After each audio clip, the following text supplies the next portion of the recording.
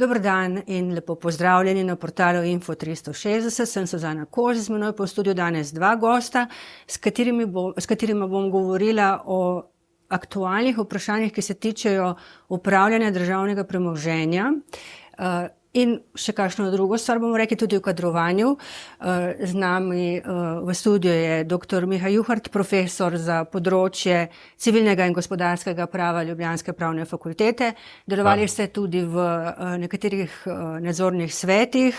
Med drugim ste bili tudi predsednik upravnega odbora DUTB, se pravi slabe banke oziroma Družbe za upravljanje terjatev bank. In seveda gospod Andrej Božič, izkušen gospodarstvenik, zdaj svetovalec, kar nekaj let ste vodili steklarno Hrastnik. Eno kratko obdobje ste pa imeli po moje predvsem negativno izkušnjo, ko ste se odzvali vabilu in postali član uprave Slovenskega državnega holdinga. Hvala vam za to, da ste se odzvali našemu vabilu. Za začetek pa bi vas vprašala nekaj, kar je nekoliko zunaj področja, s katerim se oba profesionalno ukvarjata, sta pa oba volivca. Pa me zanima, kako vidita dogajanje, burno dogajanje v parlamentu, sedaj po volitvah, ki smo mu priča v zadnjih dneh, gospod Juhart. Vam je slabo ali se smejete? Ne vem, slabo. Mislim, situacija je pač takšna, kakršna je. Nažalost se je Slovenija razpolovila. Dobili smo dva približno enako močna bloka, ki sta tako daleč vsak sebi, da pravzaprav ni videti neke pametne rešitve na obzorju in smo v nekem čudnem pad položaju. Tako da je zelo težko strniti kakršnekoli občutke, si pa verjetno vsi želimo, da se nekaj premakne. Bomo pa videli, v kakšno smer se bo premaknil. Ker ste dejali, da ne morete sodelovati, to mislite zaradi ideoloških, zaradi osebnih prepirov, zaradi vsebinskih razlik? Ja, te razlike, ne vem, prav gotovo so na vseh teh področjih, ki ste jo omenili. Jaz imam občutek, da glavna protagonista obeh blokov seveda med sabo ne morata sodelovati, izključujeta drug drugega že vnaprej, kakršnokoli sodelovanje in seveda potem se te razlike samo še bolj širijo na nižjih nivojih, in seveda tudi mislim, da programsko to, kar zagovarja zdaj desna stran, je nekaj popolnoma drugega, kot smo bili zdaj seveda 4 leta priča vladajoče politike in tu so razlike, predvsem tudi na tem gospodarskem področju, zelo, zelo velike. Gospod Božič, ste nehali gledati televizijo in spremljati medije ob tem, kar se dogaja v politiki? Ja, res veliko manj, tako da ohranim svoj duševni mir. Seveda mi pa ni vseeno, kar se dogaja. Res je, da smo šele v prvih tednih, jaz mislim, da tudi stranke, ki se dogovarjajo, zdaj rabijo čas, da si poenotijo programe. In to bi si jaz tudi želel zdaj kot volivec. Mislim, da Evropska unija itak zgublja, v mednarodnem pogledu konkurenčnost Slovenije. Še v okviru te Evropske unije, se pravi, imamo resne izzive pred sabo. Izpraznili smo državne kašče, zdaj prihajamo v krizo. Tako da bi jaz pričakoval zdaj, da bi se res pogovarjali o vsebini. In verjamem, da se pogovarja o vsebini. Ker velikokrat imam vtis, da se pogovarja o nekih etiketah, ki sploh vsebine ne gledajo zadaj. Menda so desni za privatno zdravstvo, levi pa za javno zdravstvo. V resnici je, kaj pa je javno zdravstvo, pa za privatno zdravstvo. Zdaj, če preberete program, ni ravno tako, da se zavzemajo. Ker recimo v Avstriji imate tudi javno zdravstvo, ampak greste privatnemu koncesionarju, pa je tudi del javnega zdravstva, tako pri nas bi bilo. Skratka, jaz bi si želel v teh časih zdaj, da bi se več pogovarjali in da bi se odgovorili vsaj za tiste nosilne teme 4-5, ki bodo za državo pomembne za naprej, kdorkoli bo že v koaliciji, kdorkoli bo že vodil vlado, da bi potem vsaj pri teh nacionalnih temah takrat glasovali za te reforme, ki so potrebne, da bi pač Slovenijo, ki je z 2 milijoni razvita država, solidarna, na koncu imamo veliko dobrih stvari in kot mi je nekoč rekel moj šef v ABB-ju, tako ste mali, da lahko v 5 letih naredite veliko razliko. Mi se moramo samo odločiti, da gremo k reformam, da bomo se zavedali, da je gospodarstvo temelj vsega, od katerega črpajo potem vsi ostali in da potem moramo temu gospodarstvu omogočiti, da bo lahko normalno delalo. Jaz imam občutek, da pretekla 4 leta smo tukaj zamudili veliko priložnosti, da smo dušili gospodarstvo. Vse mednarodni kazalniki, vsi, ki jih je tudi naštela Gospodarska zbornica, kažejo, da smo izgubili konkurenčnost in še veliko drugih negativnih stvari je bilo. Dobro, bomo pustili politiko, naj se dogovorijo, če so sposobni za dobrobit Slovenije kaj skupnega odločiti. Je pa očitno zdaj, da smo pred menjavo oblasti, ne? In da se Gibanje Svoboda in Robert Golob selijo v opozicijo in da se nakazuje pač četrta vlada Janeza Janše. Me pa zanima, kako vidite vi dva zadnja, recimo kadrovanja, kar nekaj družbam, ki so v državni lasti, se zelo mudi podaljšati mandate. Recimo gospod Žiga Debeljak je dobil skoraj leto dni pred iztekom mandata nov mandat, ki naj bi ga začel jeseni. Janez Janša je že napovedal, da ga prekiksa, da ga ne bo dobil. Zdaj je v teku razpis za novo vodstvo KAD-a, tudi skoraj leto dni pred iztekom mandata. Gospod Juhar, kako vi vidite, gre to za pravočasna ali predčasna kadrovanja? No, lejte, tukaj so pravila nekoliko elastična. Ne? Seveda, predčasno imenovanje ni povsem v nasprotju z dobro prakso korporativnega upravljanja. Ne? Predvsem tam, ker je treba zagotavljati neko kontinuiteto, ker gre za neko nadaljevanje. Ne? Takrat je seveda so taka predčasna imenovanja celo zaželena, ker gre za nekaj, kar je v dobro družbe. Na drugi strani pa seveda v družbah, kjer je pa zelo skoncentrirano lastništvo, ne, seveda je pa to lahko nekoliko drugačna stvar. Ne. Predvsem takrat, kadar pride do spremembe lastništva, je to pravzaprav celo razlog, ki omogoča v našem relativno togem sistemu odpoklic uprave. Ne. In takih primerih pa seveda stvar ni tako črno-bela, ne, in morda je treba v takih družbah seveda gledati na stvar tudi nekoliko drugače in verjetno pri SDH-ju vendarle ni neka kontinuiteta tisto, kar bi v tem trenutku predstavljali argument za predčasno imenovanje uprave. Ne.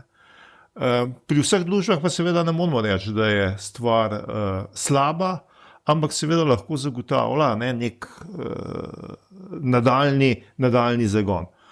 Tako da treba se je pač postaviti v vsak konkreten primer in zadeve pogledati. No, ampak za SDH ste dejali, ne, da ni niti nujno, da je bilo to imenovanje potrebno tako zgodaj. Gospod Božič, kako vidite vi vsa ta kadrovanja, s katerimi se zdaj hiti?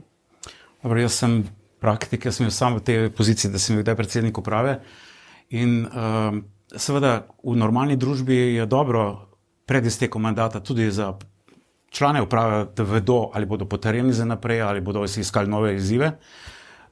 Medtem ko pa v politično nastavljenih garniturah, kot je SDH, sigurno je, ker seveda skupščina je vlada Republike Slovenije, vlada je aktualna koalicija. To pomeni, ne moramo reči, da tisti, ki so nastavljeni v upravo SDH-ja, niso politično nastavljeni, ker ni samo posebno nič narobe.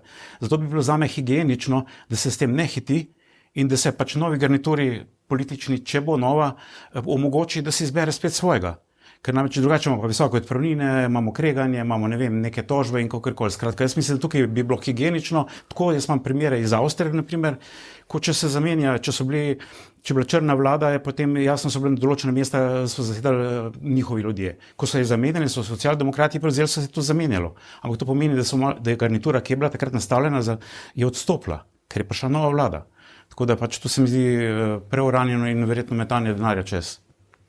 Ker bojo vseeno pač odpravnine, ne vse tiste, ki pripadajo po pogodbi. Kolikor omogoča Lahovnikov zakon oziroma pravila. Saj tukaj, jaz bom rekel, da nisem naon prijatelj Lahovnikovega zakona, ampak ne moramo pa spet reči, da je vse slabo, kar je v njemu. Jaz mislim, da predvsem to določene omejitve, ki jih Lahovnikov zakon določa, so zdrave. In predvsem to zagotavljanje zlatih padal z nenormalnimi odpravninami je nekaj, kar lahko štejemo v velik plus. Nasploh mislim, da kjerkoli bi se takšna zlata padala pojavila, da bi bilo zelo smiselno post festum narediti revizijo in se vprašati, zakaj takšne nesorazmerne odpravnine ali pa kaj podobnega. No, ker smo začeli z SDH-jem, v zvezi z SDH-jem je zdaj zelo aktualno vprašanje odnosa s Petrolom. Oba veste, da se že nekaj časa iskri med SDH-jem in vlado na eni strani in upravo in nadzornim svetom Petrola na drugi. Zdaj pred dnevi je bil objavljen sklic skupščine in nadzorni svet in uprava nista sprejela predloga lastnikov, se pravi SDH in Republike Slovenije, za to, da bi na skupščini potrdili, da gre v Petrol nekaj revizij, da bi pregledali pač določena področja poslovanja največjega naftnega trgovca pri nas. Gospod Juhar, kako vidite to? Kdo ima v tem sporu prav, recimo pri skupščini? Ker so mnenja precej deljena, ne? No, lejte, mislim, da ta fronta med vlado in Petrolom je kar široka in je to zadnje vprašanje, ki je pač udarilo ven. Zdaj, če se ga lotimo čisto pravno, seveda je pravica do posebne revizije pravica manjšinskih delničarjev, kar je nekaj popolnoma legitimnega in zelo koristen mehanizem, ki zagotavlja, torej, da tudi delničarji z relativno šibko glasovalno močjo lahko, ki seveda ne morejo pričakovati, da bodo zastopani tudi v nadzornem svetu, da izvajajo neke nadzorne funkcije, kajti posebno revizijo na koncu lahko odloči oziroma določi tudi sodišče. To mislim, da je izjemno pomembno. Seveda pa posebna revizija tudi določene omejitve, predvsem ta, da mora biti, da je omejena na posamezne posle uprave oziroma nadzornega sveta in kolikor je mogoče zaznati iz medijev, je tukaj ključen problem. Torej, SDH je dal izjemno splošno zahtevo za posebno revizijo in če je ta res tako splošna, kot je bilo mogoče videti, jaz mislim, da so organi Petrola seveda povsem pravilno seveda to zavrnili, ker za tako revizijo na tako širokem področju enostavno ni podlage. Po drugi strani, pa v tej zgodbi se država pa vendarle včasih malo čudno obnaša. Seveda, Petrol je delniška družba z delničarji, z večinskimi, torej z delničarji z večjim deležem, z manjšinskimi delničarji, ne nazadnje s posamezniki in seveda organi Petrola morajo primarno ravnati v interesu delniške družbe, ne pa v javnem interesu, kot hoče včasih država pravzaprav doseči. V zasebni družbi pač država s svojim, ne vem koliko, tretjinskim ali kolikim deležem, pač ne more uveljavljati javnega interesa na račun delničarjev. To je nekaj, kar je popolnoma v nasprotju s korporacijsko politiko. In tu je ta trg in tu je tudi včasih nerazumevanje države, kaj je pravzaprav njena funkcija v delniški družbi, kjer ima pač položaj kot vsak drug delničar. Gospod Božič. Absolutno, vse ni veliko dodati. Petrol je bila definirana strani države, to se ni SDH spomnil kot pomembna naložba, ne kot strateška. Pomeni, da ima določen delež država, seveda, v tistem času, ker Petrol je bil ravno v mojem portfoliju, tudi ko sem delal na SDH-ju, smo pa zelo skrbno spremljali, kaj se dogaja z deleži, kateri vlagatelji vstopajo noter, preko katerih, bi rekel, paralelnih podjetij se nekateri deleži krepijo, ker seveda smo se zavedali pomembnosti Petrola še vedno za slovensko gospodarstvo in tudi za delež SDH-ja. Tako da je bil seveda v tem primeru tudi odnos z enim od največjih delničarjev Južino zelo pomemben in takrat smo dobro sodelovali in na koncu tudi z upravo. Jaz ne vem, treba se vprašati, zakaj je prišlo res do tega, da je prišlo do takšnih disonanc in da pač ni nekega dialoga. Po drugi strani pa če država želi uveljavljati nek nacionalni interes, se podobno je pri pošti ali pa še pri kom drugem, potem mora za to uslugo nekaj plačati, ker je za to mogoče družba prikrajšana za en del dobička. Tako kot pošta zapira nerentabilne poslovalnice, če jih država želi tam imeti, potem mora plačati nekaj za to, ker je drugače družba pošta ali pa Petrol v tem primeru na trgu. In na trg gre tudi po sredstva za investicije in na koncu mora poslovati z dobičkom, da izplačuje dividende svojim investitorjem. Se pravi, tukaj je, pa jaz vem, da v SDH-ju zelo dobro se to razumejo, seveda tukaj je bilo podleganje nekim pritiskom zaradi tega, da morajo nekaj narediti. Ker v SDH-ju veliko znanja o tem. Pritiskom od koga? Politike? Z politike, verjetno mnenja javnosti, ki je bilo upravičeno ali ne, zavedeno, kakorkoli, ne vem, tako da verjetno je prišlo do nekih različnih pogledov. Ampak dejstvo je, sicer gospod Južna ima, mislim, da okrog 10%, vsemi svojimi družbami, 10% delež v Petrolu, medtem ko ima država nekaj čez 30, nekaj čez 31, pa je SDH in Republika Slovenija so izgubili upravljalsko oziroma nadzorno moč. Se pravi, da je SDH tudi nekaj narobe naredil. Tukaj gre za vprašanje odnosa med močnimi delničarji. Ne gre samo za lasten delež, gre pa seveda za to, da se bodo skupaj stopili tisti delničarji, ki imajo nek interes. In seveda nekako lahko pričakujemo, da bo interes nedržavnih delničarjev Petrola to, da bo družba ustvarjala čim večji dobiček. In tu je res včasih težko razumeti državo. Ne vem, meni se zdela ena najbolj norih potez prejšnje vlade ta, da je omejila ceno pred turistično sezono bencina na avtocestah. Tukaj je šlo direktno za potezo, ki je bila usmerjena proti Petrolu in seveda tudi proti ostalima naftnim trgovcem, ker gre seveda tudi za eno dopustno, bomo rekel, diskriminacijo, ki vemo, kdo tanka na avtocestah, pa kdo tanka izven avtocest.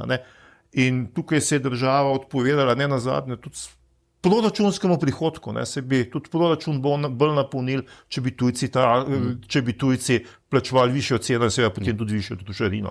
Tako da to je res težko razumeti. Točno tako, če lahko sam dodam. Ker to je bil ključen element dobrega sodelovanja takrat tudi s tem večjim delničarjem. Njegov interes je čim večja dividenda. Dividenda je seveda lahko boljša, če je dobiček. Dobiček se postvarja lahko tudi na avtocestah, če so tržne, če cene niso omejene.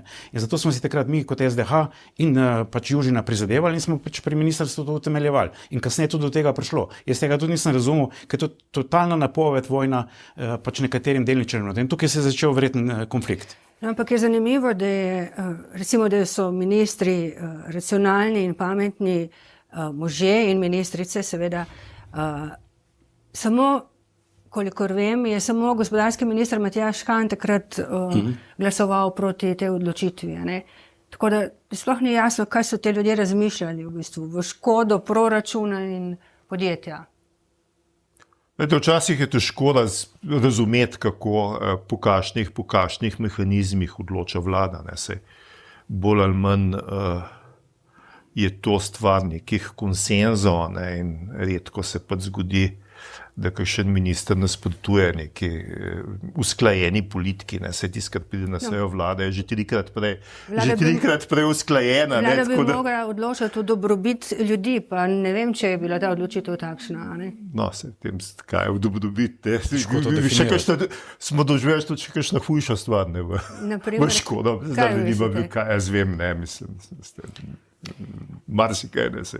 Oba imata izkušnje z pritiski politike, bi rekla. Gospod Juhart, vi ste bili v slabi banki, vi pa v SDH. Kakšen je vaš spomin na tisti čas? No, jaz bom rekel, da nekih zelo neposrednih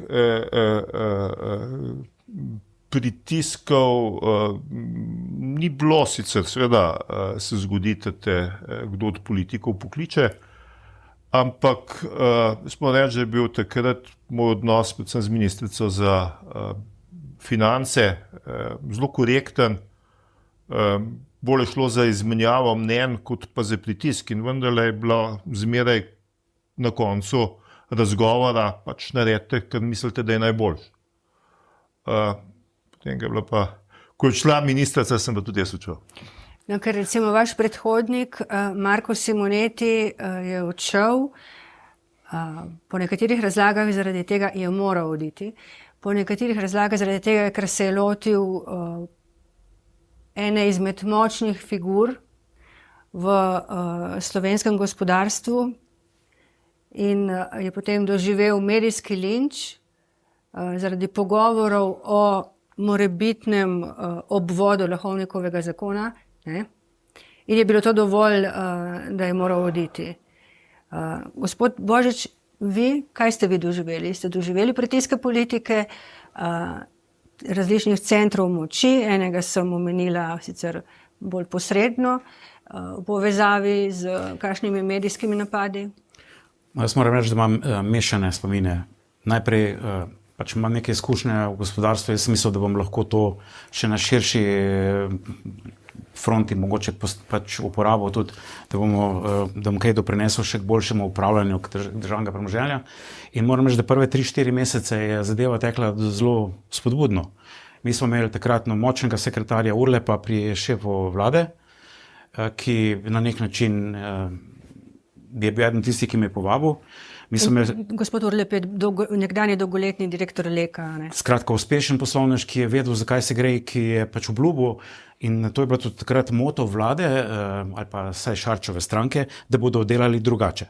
In to je bil skozi njegov branik, ko smo se dobivali na sestankih. Na teh sestankih je bil takratni minister financ Bertoncelj in tudi gospodarstva Počivalšek.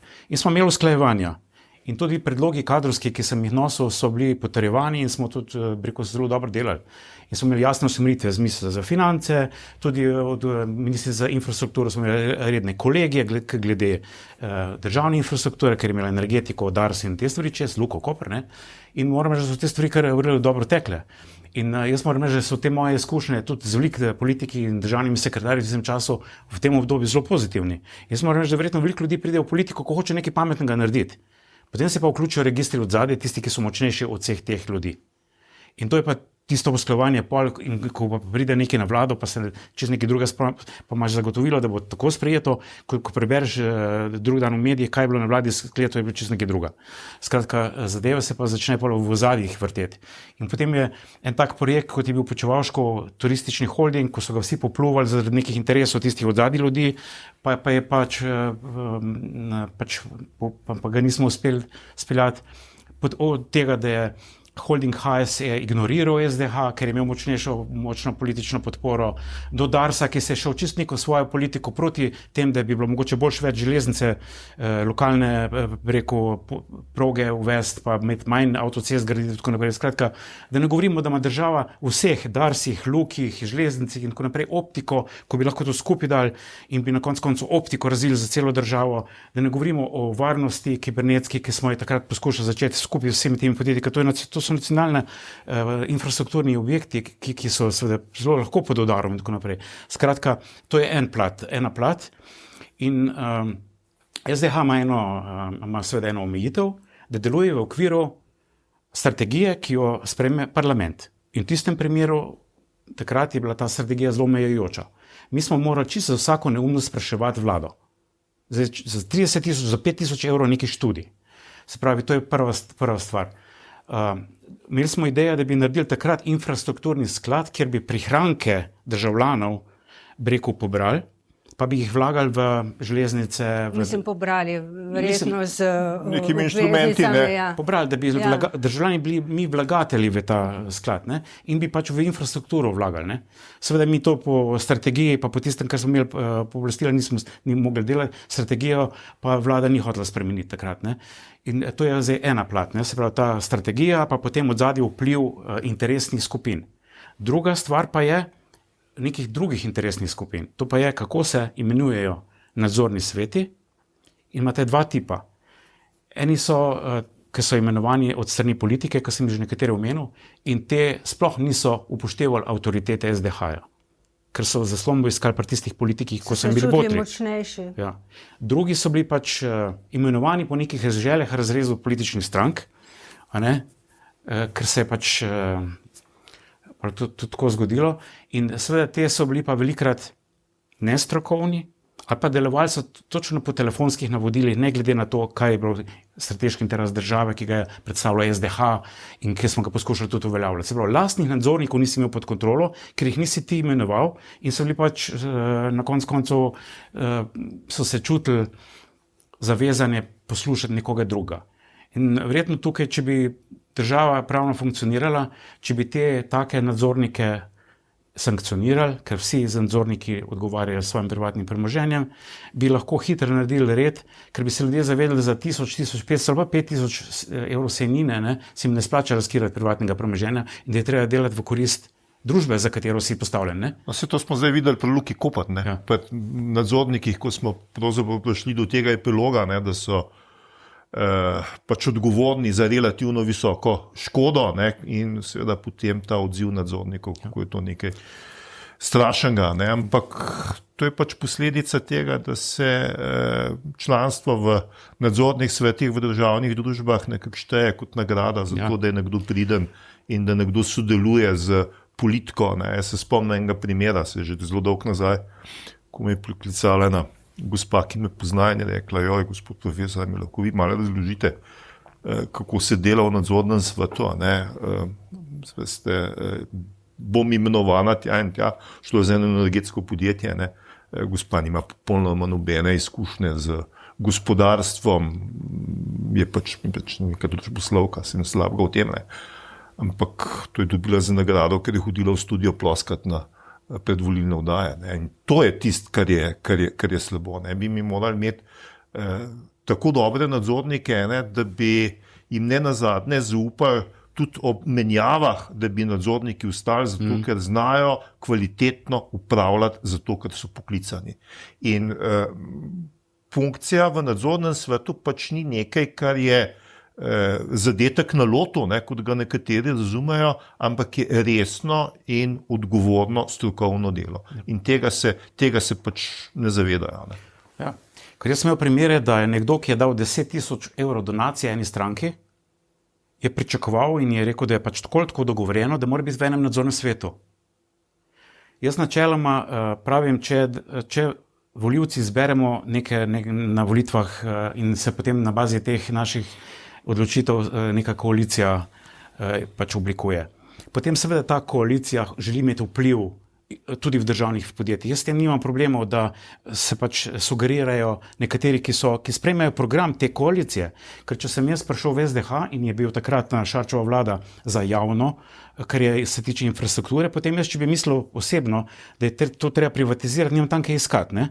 Se pravi, tudi nadzorniki morajo to strategijo skupščine, se pravi vlade v SDH-ju, potem tudi udejanjati. Ne? Pomeni, da to samo po sebi ni nič narobe, če je nekdo predlagan strani tistih, ki pač imajo neko zaupanje do njega, ampak naj bo strokoven za božjo voljo. Jaz sem dobil enega kandidata, ki je do včeraj vodil 10 gasilcev, pa ne bi šel v resno podjetje. In na koncu, ker jaz sem imel tudi izkušnjo iz Nemčije, naprimer, mi je pač sam razlagal župan, ker smo pač bil direktor velikega podjetja in smo pač na nek način sodelovali v tisti veliki občini in rekel tako, ne, vse zmagajo, ko naši zmagajo, mi definiramo glavne direktorje po teh družbah. Ampak se pa vsi zavedamo, da če kaj narobe, ali korupcija, ali podjetje ni uspešno, tako naprej, prijeta 2 črna avtomobila, v enem je tožilec, v drugem pa policija za slučaj. In pač pravna država odreagira, če bo kaj narobe, oziroma lastniki tudi. Zato bi se jaz tudi vprašal pri vseh nadzornih svetih, ko beremo zdaj, koliko je bilo predčasno zamenjenih v tej vladi, pa vsaki vladi prej, se ni ta nič posebno, bi se vprašal, kjer podjetje dobro deluje državno, kjer je pač še mandat 2 ali 2,5 leta do konca nadzornega sveta. Zakaj je bil zamenjen nadzorni svet? Bi se vprašal, bi šel raziskovati. Ker verjamem, da so bili tukaj nespodobni telefoni, ki so pač nekomu naročali, želeli ali pa prisilili ga, da odstopi. Nihče tega ne upa javno povedati. Ne? Mogoče razlagajo, da je kaznivo dejanje. So pa ponavadi tiho. Veste, kdo je predsednik nadzornega sveta SDH? Je popolnoma neznana oseba. Ena gospa je. Agustin je ena z Obale. Vprašala sem ga zato, ker bi človek recimo pričakoval, da nadzorni svet SDH vodi eden najbolj izkušenih strokovnjakov za področje. To področje Nismo jo še videli, nikoli v javnosti, ni dala nobenega intervjuja, ne vem, komu ona dviguje telefone, ampak ker smo se pogovarjali, tudi vi ste omenili, recimo Luko Koper in odškodninsko odgovornost nekdanjih nadzornikov, me zanima vajino mnenje. V SDH imajo eno precej veliko afero. Eden od izvršnih direktorjev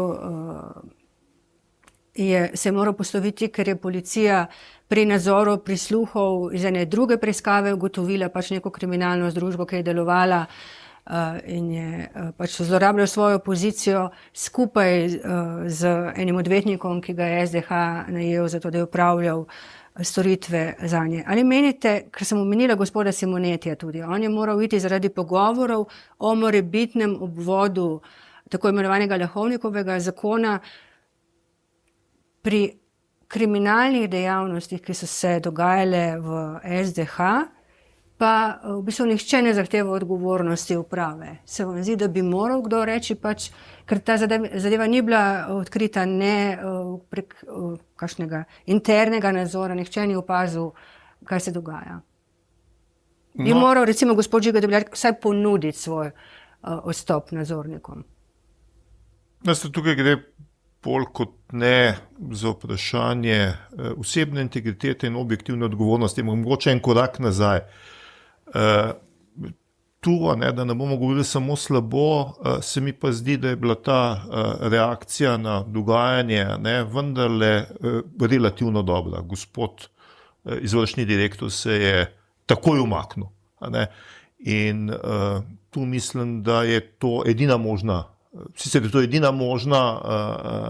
edin možen odziv na tako preiskavo, kaj ti moramo vedeti, da seveda za tam, kjer se pričakuje visoka stopnja integritete, tam seveda ni treba čakati, da pride do ugotovljene kazenske odgovornosti. Seveda, ko je stopnja pričakovane integritete zelo visoka, je že utemeljen sum dovolj, da pride do tega, da se nekdo umakne in da seveda potem prepusti pristojnim organom možnost, da se ta zadeva razišče. Ali bi moral zdaj tudi predsednik uprave SDH-ja, ker je pač imel v svojem ožjem timu osebo, ki je pač prestopila ta prak, je pač vprašanje njegove integritete in objektivne odgovornosti. Seveda je pa takšna ravnanja izjemno težko odkrivati. Lahko se ti zgodi, da tvoj zelo tesen sodelavec ni tak, kot izgleda in da se spusti v neke čudne zgodbe. In seveda tudi odkrivanje teh dejanj je ponavadi povezano z nekimi posebnimi ukrepi, do katerih pač posameznik nima. Ali je zdaj to stvar objektivne odgovornosti, je pa zelo splošno vprašanje. Gospod Božič, kaj menite vi? Pa jaz menim, da to v tem primeru ne bi bil takoj pristaš tega, da bi moral predsednik uprave SDH odstopiti. Prvič, če šlo to za izvršnega direktorja, jaz sicer vseh detaljev ne poznam, on je pripravljal predloge sklepov, kakor poznam funkcioniranje seveda uprave. Na bazi tudi njegovih strokovnih sodelavcev. In kaj se je tukaj dogajalo, kdo je komu kaj predlagal, kdo je potem to naredil kot predlog upravi. Uprava spet o tem razpravlja in ima spet odločitev, jo potrdi ali jo ne, ali zahteva dopolnitve na bazi informacij, ki jih je dobila. Zdaj, kakšne informacije je ta uprava dobila? Zakaj je pač se strinjala s tistimi prodajami, ali kaj je že bilo? Zdaj treba raziskati. Jaz bi tukaj rekel, da bi se bolj vprašal zdaj, očitno cel kup stvari ni funkcioniralo znotraj prej, da kakšni bojo korekcijski ukrepi zdaj, zato da bojo v prihodnje mogoče prej to odkrito. Zelo težko je v obilici stvari, ker ti pride na mizo, ki jih uprava podpisuje, poslušaš 5 minut imaš časa, 10 minut časa, da ti oni razložijo, zakaj in tako naprej. In jaz sem sam srečen, da v tistem času, ko sem izgotoval samo v enem letu, da se mi nekaj takega zgodilo, da bi lahko napačno odločitev sprejel ali pa da se je kaj takega zgodilo. Je pa res imel primer, ko je bil sum nečesa in smo takrat vsi prvi uprava takoj podpisali, da takoj potegnemo noter forenzično raziskavo vseh telefonov in mailov. Prvi smo dali mi svoje telefone na razpolago in celo podjetje, celo SDH smo preverili. zaradi lika informacij oziroma zaradi nepooblaščenega izdajanja nekih zaupnih informacij. Bili smo takrat v enih 20 procesih prodaje podjetij, predvsem A-banko smo takrat prodali, ki je bila največja transakcija, kakorkoli, in bilo seveda zadeva lahko zelo škodljiva. Ampak to smo mi prvi v upravi dali zahtevo, revizija je bila narejena, okay. In na koncu smo kot dobri gospodarji naredili, kar smo mislili, da je prav. Se žal storilca nismo odkrili, ker je očitno bil nekje druge, ne iz teh virov elektronskih. Ampak hočem reči, kaj so zdaj korekcijski ukrepi? Na kak način se bo preverjalo te odločitve? Kaj je sploh bilo? Ne vem. SDH je med drugim tudi zaustavil neke tekoče posle, ki jih je ta gospod, ki je moral oditi, potem ko so prebrali zahtevo, hišno odredbo. Ukrep, ne? To je neka normalna reakcija, ki bi jo človek v vsakem primeru pričakoval. Ja. Kaj pa transparentnost delovanja SDH? Mi smo se kar precej ukvarjali s tem, v SDH so zaposlili zelo znano osebo, gospoda Damirja Črnčeca. Dobili smo zapisnik te komisije, ki je njega izbrala, je bilo vse počrnjeno. Zdaj smo prosili, če nam lahko razkrijejo merile za kadrovanje v orožarski holding Dovos. Želeli smo na primer na podlagi zakona o dostopu do informacij javnega značaja, kdaj so bili objavljeni razpisi za člane nadzornega sveta in za direktorja Dovosa. Ničesar nismo dobili. SDH se je odločil, da gre raje na sodišče. Se vam zdi to prav? Da ne moramo izvedeti ničesar, niti kdo je sestavljal izborno komisijo, ki je izbirala kandidate, ker nekateri pravijo, da se bo pri tem orožarskem holdingu dogajalo marsikaj. Težko je zdaj seveda postaviti pravo mero med transparentnostjo in samim delovanjem. Veste, pretirana transparentnost tudi škod gospodarski družbi. Recimo mi imamo izjemno široko zakonodajo, ko se tiče dostopa do informacij javnega značaja, ki pokriva relativno širok krog gospodarstva. In seveda te dolžne objave, predvsem za tiste aktivne gospodarske družbe, so nekaj, kar je verjetno z vidika posla slabo. Pri SDH-ju, ki je pa vendarle pomemben nosilc javnega interesa, se mi zdi pa ta transparentnost bistveno bolj pomembna kot pri drugih gospodarskih družbah. In tu mislim, da bi bilo treba postaviti zelo jasno neka proceduralna pravila, katere postopke bi moral SDH voditi transparentno. Tudi od SDH-ja pač ni mogoče pričakovati, da bo vsak postopek, da so vsi postopki takšne narave, da bi to transparentnost zahtevali. Se pa strinjam, da predvsem na področju iskanja kandidatov za člane nadzornega sveta, da bi morala biti merila jasna in da bi seveda tudi iz delovanja organov SDH-ja morali izhajati, na kakšen način so se ta merila upoštevana in zakaj je bil kakšen kandidat izbran. Ravno na ta način bi se izognili temu, o čemer smo danes že govorili, torej, da je to kandidat, ki je vodil 10 gasilcev ali pa nekaj podobnega, in ki bo recimo uspešnejši kot nekdo, ki ima neko zgodovino, ki ima neke izkušnje in ne nazadnje tudi integriteto. Tako da na tem delu se mi pa zdi, da bi morala biti transparentno zagotovljena in seveda štejem to, da SDH v takem primeru zavrača podatke pravzaprav za nekaj, kar je sicer verjetno čisto zakonito, je pa nespodobno. Absolutno, s tem se 200% strinjam. Res je, da ko si DOO ali DD v privatnem lastništvu, konkurenti pri nas z lahkoto pride do vseh informacij.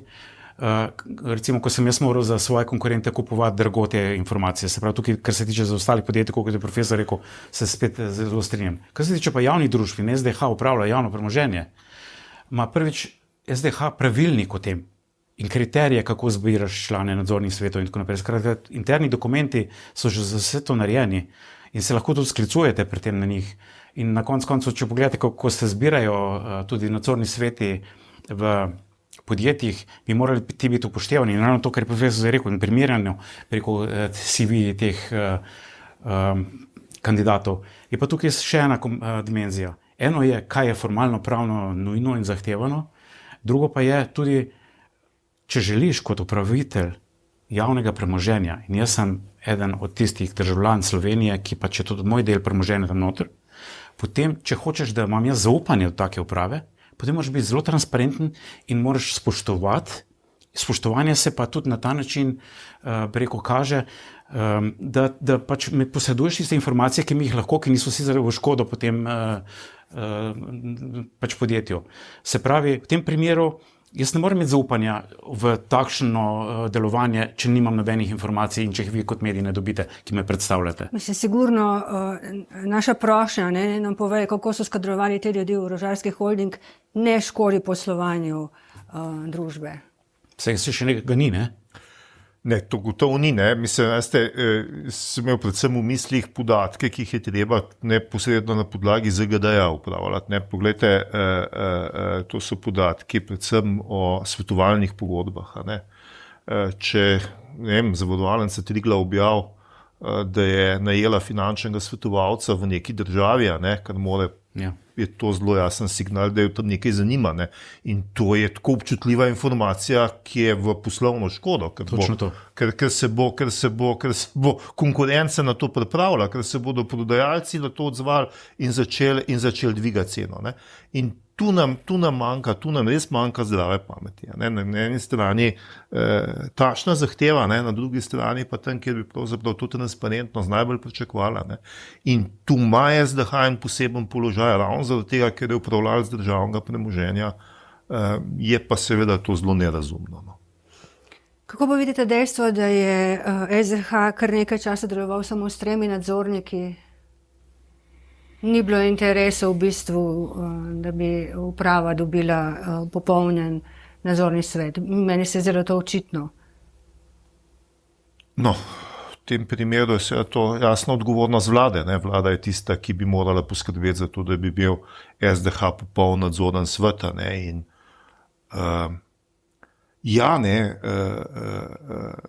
ne nazadnje je SDH tako kompleksna gospodarska družba, da rab močen nadzorni svet zato, da pravzaprav lahko izvaja to nadzorno funkcijo. V nadzornem svetu SDH-ja bi pravzaprav morali sedeti ljudje z različnih profilov, z različnim znanjem, zato da bi pravzaprav lahko izvajali to nadzorno funkcijo.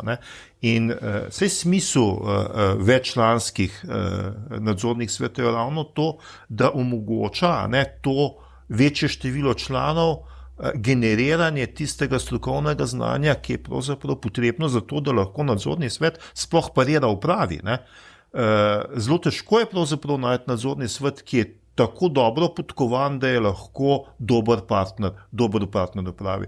In seveda v resnih gospodarskih družbah se temu predstavljajo. Poglejte Krko. Poglejte, kako je sestavljen nadzorni svet Krke. To so ljudje, ki se lahko pogovarjajo in ki lahko postavljajo vprašanje upravi Krke, ki jo izjemno cenim, ker gre spet za izjemne strokovnjake. In to je seveda verjetno ena čisto druga raven pogovora kot v nekih drugih primerih. Absolutno. In tukaj se ravno, ko ste omenili primer Krke, se kaže, da v primeru, kjer je odlična uprava, ki ve, kaj je njeno, kaj so njena pooblastila in kaj lahko nadzorni svet počne, pa spet zelo kvaliteten nadzorni svet, na koncu je potem si uprava ne dovoli nespodobnih stvari od strani nadzornega sveta in nadzorni svet to niti ne poskuša. Vse na koncu je to SDH-jeva firma, sem večkrat takrat v tistem času spremljal, kaj se tam dogaja. In resnično, Krka je en odličen primer, ki izkorišča svojo nišno pozicijo v farmaciji in je res dobro podjetje. Hkrati se vam pa se je zgodilo tudi v nekaterih drugih SDH-jevih podjetjih, da tam, kjer je bil nek sposoben direktor ali pa uprava, ki si spet ni dovolila, da bi pač nek nadzorni svet, kjerkoli že bil, delal spet neskladno z zakonom o družbah, da je potem tudi bila uspešna.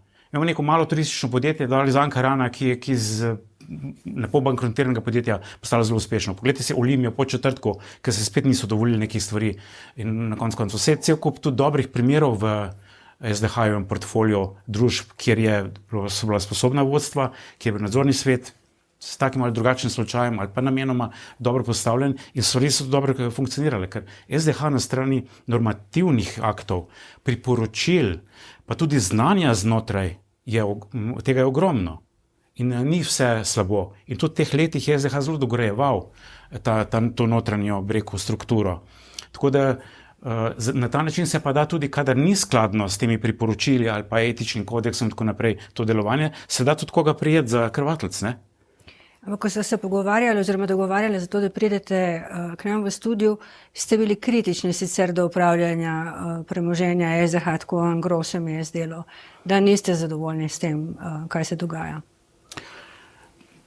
Ja, zato, ker seveda, če izhajam iz izkušnje, ki sem jaz pač takrat imel, verjamem, da zdaj ni nič boljše, ker se mi zdi, da od vsake vlade se je to vmešavanje politike samo še bolj pojačalo, ker če sem spremljal, da v Cerarjevi vladi bil na nek način, pa potem na Šarčovi, pa zdaj, da so šle stvari samo še bolj v globino, da seveda to je tisti del, ki je sicer mogoče formalno v redu speljan in ko se začnejo telefoni. In na koncu SDH kot krovni upravljalec strateških naložb, pa tudi pomembnih naložb državnih, premalo izkorišča ali mu pa ni dano, da bi pač potegnil sinergije, to, kar sem prej govoril. Kaj je naloga vseh elektrodistribucij? Zanesljivo omrežje. Zakaj imamo 5 distribucij? Mogoče je eno elektrodistribucija dovolj, ampak tu imamo še 5 direktorjev, 5 uprav, 5 kontingentov za avtomobile, službene in tako naprej. Zakaj imamo spodnjo Savo, pa zgornjo Savo, pa GNE, pa HSE in vem kaj, že zdavni smo imeli ideje, da bi te stvari združili. Na koncu. Ponudim odgovor, mogoče rabijo službe, politični kadri. Pol do tega pridemo, ne? Ampak hočem reči, zato je pa tukaj tisto, kar bi morala politika se usesti, reči, ok, ne glede na to, se bomo naredili razrez, tudi naši bodo dobili te nekatere pozicije, ki bodo pač zanimive, ampak po drugi strani pa dajmo strankam dovolj sredstev, da tistih 100 ljudi, ki predstavljajo ekipo ali pa administracijo stranke, da ima dovolj za svoje plače. Ker potem ne bojo toliko zainteresirani, da bojo svoje ljudi silili v nadzorne svete. In pustimo nadzornim svetom, da bo res noter kadrirani nadzorniki, ki bodo strokovni, neodvisni in ki bodo res delali korist podjetja. In na koncu je potem, če se pa to ne deluje, potem pa se sankcionira, ker zakonodajo vso imamo. Tako da mislim, da mi imamo veliko preveč tega, da je to prestreljeno z temi raznimi interesi, pa niti ne to rekel sam direktno politike ali političnih strank. To je en del samo. Še bolj močni so odzadnji lobiji. Ker smo takrat dobro videli, ko smo delali za turistični holding, pa ko si stopil na žulkomo v energetiki, kako se je tisti budžet 35-40 tisoč evrov na mesec za PR angažiral in kaj se je začel pojavljati v medijih, kateri članki in tako naprej. Ko sem izdal odstopno izjavo, sploh in mi je bilo takrat predlagano, ok, odstopaš, greš, v redu, itak, ker nisem bil dovolj poslušen, nisem preko deloval skladno s pričakovanjem nekaterih, ok, ampak sej nekaj znaš, a bi šel v upravo Telekoma. Sej zdaj, ko bom tukaj odstopil, pač bom iskal službo, ne? Zakaj pa ne? Sej Telekom je pomembno podjetje, ne? Še nisem niti šel do informativnega pogovora, že so v medijih pisali, Božič je zrito službo. Hočem reči, to je pač, mediji so danes, večinski mediji, hvala Bogu, da imamo še kakšne drugačne, ne? Seveda so plačani danes, da ne vprašajo nekaj, ali pa da vprašajo tam, ker imajo neko informacijo. Ker tudi v SDH-ju ali pa v ministrstvih imate ljudi iz vseh koncev in seveda informacije letijo ven. Kar je dobra stvar zdaj, kar je tu zdajšnja uprava naredila, očitno, ker je imela močno podporo ene stranke, ki je bila dovolj močna, da se to ni dogajalo in da so znotraj hiše naredili red in da so neke informacije, saj to nam zdaj všeč, niso curlale in da je pač na nek način bilo tega veliko manj. In ni bilo napadanja. Mi smo se tistem času, ko sem jaz bil v upravi SDH, sam branili. Kar naprej smo se branili. Enkrat za turistični hodnik, enkrat zakaj imamo štrajkov na pošti, pa država svojega ni naredila. Tretjič, kaj se počne sindikati v Luki, ne vem kaj. Kar naprej smo se sem branili, kar se tega tiče. Potem smo imeli nalog vlade, da prodamo Abanko, Šarec je pa javno izjavil, oni morajo že vedeti, kaj bo delal, da bo v nacionalnem interesu, ker javno mnenje takrat pritiskalo, da se Abanka ne bi prodala. Ampak smo mi delali pač svoje naprej po nalogu vlade, ker drugače bi nas pa itak odstrelili tisti moment, ker hočem reči, da to je zdaj zelo težko in ta problematika je zelo kompleksna. Velikrat je že avtocenzura ljudi, ker iščejo, kaj je tisto, kar bi bilo sprejemljivo pri tistih, ki odločajo o njihovi sodi. Drugi so pa tudi izredna navodila, direktna navodila, ki jih pač ljudje poslušajo, ne zavedajoč se niti, da če bi kdo to res formalno sprožil postopke, pa to lahko vsak od nas kot državljan ali pa delničar kakega podjetja, da na koncu to seveda garantira s premoženjem. Kaj to pomeni, kar je gospod Božič povedal, da je najboljše vse prodati? Ne. Ne, nasprotno, ne. Jaz mislim, da smo danes pozorili na neke stvari, ki so pač napačne, ne. Ampak gotovo si pa oba želiva, da bi se kolo obrnila, ne, in da bi se končno določene stvari spremenile. Ne. Tisto, kar opažam pri nas in kar je zmeraj slabo, ne, to, ne, da se oblast zamenja prav, zdaj moramo pa seveda vse tiste, ki so bili zamenja, zato ker jih je nastavila prejšnja oblast, ti, ki jih bomo pa mi zdaj nastavili, ti bojo čisto drugačni. Ne. In ta zgodba se ponavlja in ponavlja in ponavlja. Ne. In verjetno si vsi več želimo, da bi na tem področju upravljanja državnega premoženja prišli do enih bolj stalnih rešitev, da bi to postala, ne bomo rekel, obrt, ne, nadzorništvo, ampak da bi to postala dobra strokovna služba, kjer seveda nadzorniki ne bi bili odvisni, kjer bi bili nadzorniki pač postavljeni za celotno mandatno obdobje in se ne bi menjali, če so slučajno takrat volitve. Ne. In da bi seveda prišli do enega takega kroga ljudi, ki jim bi pravzaprav zaupali, zato ker bi bili tudi rezultati gospodarskih družb dobri. Ne. Ker to je tisto, kar si pravzaprav želimo. Ne. Saj to je interes vseh. Dobro poslovanje, to so delovna mesta, to so dividende od državnega premoženja, to so dohodki proračuna iz naslova davkov. In kaj želimo lepšega? Ne? Ja, absolutno ne. In mislim, da ne smemo si dovoliti, da bi te strateške naložbe, ki so zdaj v lasti SDH-ja, da bi se prodale. Luka Koper je naše okno v svet. Vsa energetika, distribucijo in proizvodne energije. Samo je treba pa tudi te uprave mogoče meriti drugače, kot smo danes z neko donosnostjo, pa koliko dividend smo vplačali v državni proračun in tako naprej. Ker konec koncev elektrodistribucije imajo za nalogo, da imamo stabilno mrežje, da nam ne crkne elektrika kar naprej. In če seveda zahtevaš od njih, da izplačujejo dividende v proračun, potem nimajo dovolj za investicije in potem bomo počasi imeli slabše mrežje. Ali pa zdaj zahtevaš, da politično, da moraš vsega, ki pride za fotovoltaiko, ga moraš priključiti, ker pa to zahteva veliko vlaganje v omrežja, hkrati pa ne dovoliš investicije v ta omrežje. Skratka, tu so ene stvari, ki pač včasih ne gredo skupaj. Proizvodna energije.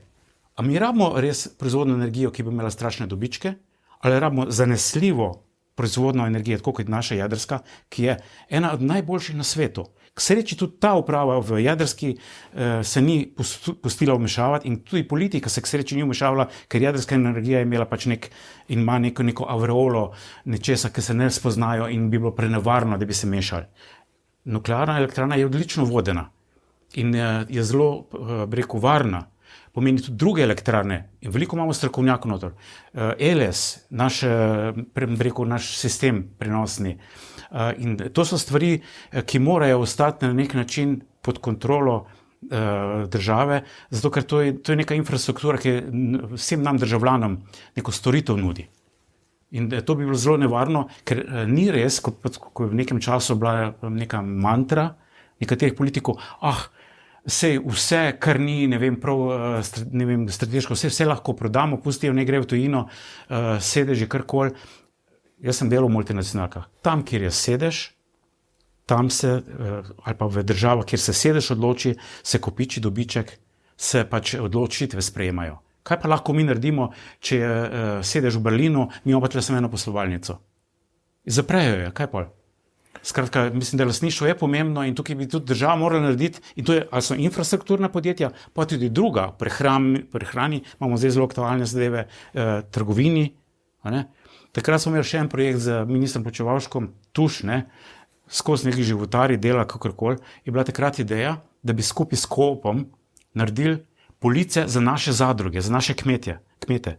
Ne, da bi zdaj tuji trgovci vlačijo noter vso sorto blaga od vse posod, naša proizvodna hrane pa pada. Se pravi, takrat je bila ideja, da bi vse postopno, recimo se Tuš predelal v trgovca za naše proizvajalce. Pomeni, Tuši so bili vse posod lokalno v manjših krajih, tam bi morali biti police, kjer bi lahko kmetje prišli in pač svoj krompir, zelenjavo in tako naprej prodajali iz tistega področja. In seveda, to je relativno malo dražje, to bi bilo mogoče, to bi bil cel nacionalni projekt. Seveda, takrat je bil celo direktor Coopa pri ministru Počivalšku, smo imeli tak sestanek in je bila podpora Coopa, da bi vse ostalo, ker pa ni proizvodni naših kmetov, bi pač oni po nabavni ceni dali v ta sistem. To je italijanska, ne? Italijanski Coop, ja. To je zadruga tudi, ne? A veste, in to je pa vlada ali pa banke so takrat pustile, takrat še vedno prevladujoči vpliv je imel Tuš, gospod Tuš, govorimo že doklet to minilo, je rekel, to mene ne zanima, izkupujem tam, ker se je najcenejše.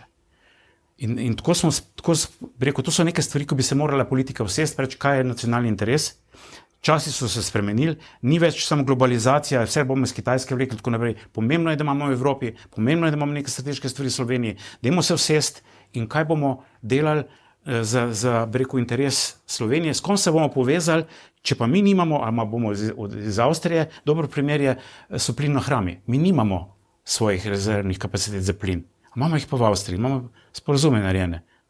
Skratka, mislim, da to je zdaj čas, mogoče smo zdaj, ker smo pred krizo, ker ne glede na imamo dva pola, mogoče zdaj čas za politiko, da se usedejo pa rečejo, dajmo profesionalce na SDH, dajmo pustiti, da bodo pač kriteriji na strateških podjetjih tudi drugačni, ne samo finančni, v drugih pač ne bodo finančni in skratka, dajmo pač kadar bo glasovanje o tem, se prej posvetovati tudi z opozicijo, ne da jo ignoriraš in dajmo narediti tisto, kar je v interesu Slovenije, za to, da bomo obstali, ker drugače lahko čez 30 let ne bomo več živeli svoje države, ker zadeve se spreminjajo. Jaz mislim, da ste malček naivni, ali pa zelo optimistični. Kaj mislite, gospod Juhar? Sem dodala, bi samo še pod vprašanje. Ali menite, da se bo kaj spremenilo? SDS ima zdaj v svojem volilnem programu spremembo SDH v demografski sklad. V bistvu, na področju upravljanja državnega premoženja smo imeli že toliko različnih oblik. Se zdaj to imenuje Agencija za upravljanje, AUKAN ali kaj je bil, ali se to imenuje SDH, ali se to imenuje demografski sklad. To je samo fasada, pa tabla na vratih. Bistvena je vsebina in bojim se, da bo vsebina ostala zelo podobna. Sicer mogoče malo z nekaj drugačnimi praksami, gotovo, sploh tisto, kar se je pokazalo slabo, ker vsak, ki bo poskušal predstaviti nekaj novega, bo poskušal pokazati, v čem je ta nov model boljši od starega, tako da lahko pa pušča na drugi strani. Tako da to bolj kot fasada je pomemben moj premik v glavah in ne nazadnje tudi pri sami politiki, ki pač državnih podjetij ne bo razumela kot plen, ki se ga deli med prijatelje, ampak kot neko družinsko srebrnino, s katero je treba nekaj doseči. Hotel sem pa to reči, zelo se strinjam s tem, da seveda je treba izjemno paziti pri privatizaciji. Kajti tudi če privatiziramo na način, da se to premoženje nekako deli domačim osebam, seveda je potem naslednji korak prodaja tujcev.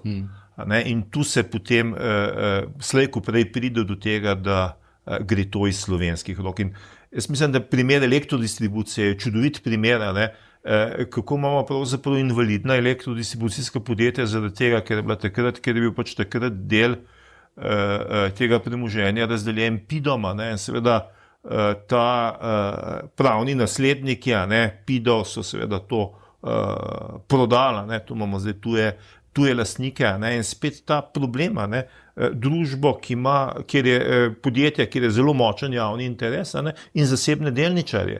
In to pač včasih ne gre skupaj. Ne. In zato je privatizacija na nekaterih področjih zelo, zelo navadna. In velika škoda bi bila, če bi katerakoli ta vlada, ki jo pričakujemo, ali kakšna naslednja, prišla na idejo, da se proračun napolni za prodajo torej tistega državnega premoženja, ki ga še imamo. Ne. Ja. No, glede na minus v javnih financah se morebiti lahko tudi kaj takega zgodi. Ampak bojim se pritiska od odzunaj. Jaz mislim, da smo zdaj Slovenci že toliko pametni, da se ne bi tega sami odločili. Ne. Ampak seveda, če bodo finančne razmere zelo zaostrene, ne, potem seveda lahko pridejo pritiski od odzunaj, tega se pa bistveno težje obranimo. Ne. Za konec bi imela samo še eno vprašanje za vaju oba.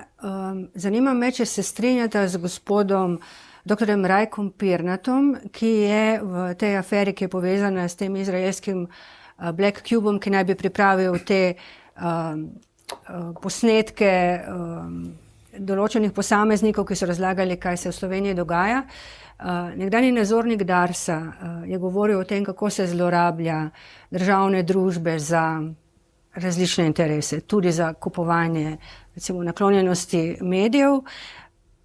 Gospod Rajko Pirnat je rekel, da je Slovenija ugrabljena. Ali se strinjata z njegovo izjavo? Tudi gospod Božič, vi sami ste povedali, kdo vse v ozadju, ne samo politika, pač določene centri moči vplivajo na SDH in še kaj drugega.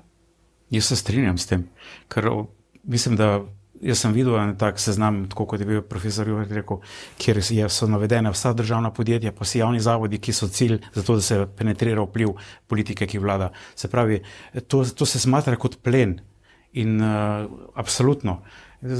Konec koncev, to je tisto, kar lahko imenujemo, kot ste vi rekel, s to etiketo, z drugo etiketo, na koncu, če bo ta vsebina ostala, ne bomo nikamor naprej prišli. Ja, ugrabljena država, spet težko reči, ne, ampak kaj razumemo pod tem pojmom, ne, gotovo moram pa reči, da sem sam bil kar malo razočaran glede odziva na te zgodbe, ne.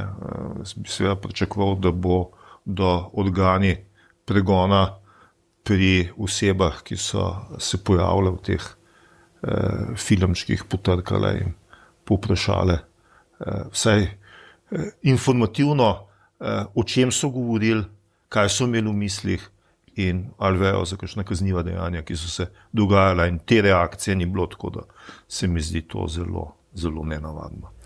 No, bom za konec prebrala še, kaj mi je umetna inteligenca napisala o ugrabljeni državi. Pravi, ugrabljena država ni nujno tista, kjer vlada kaos, temveč tista, kjer je red oblikovan po meri peščice in ne po meri skupnega dobrega. Zahvaljujem se, da ta prav umetni inteligenciji. Zahvaljujem se vama za to, da ste se odzvali mojemu vabilu, vam pa hvala za pozornost, če ste bili z nami.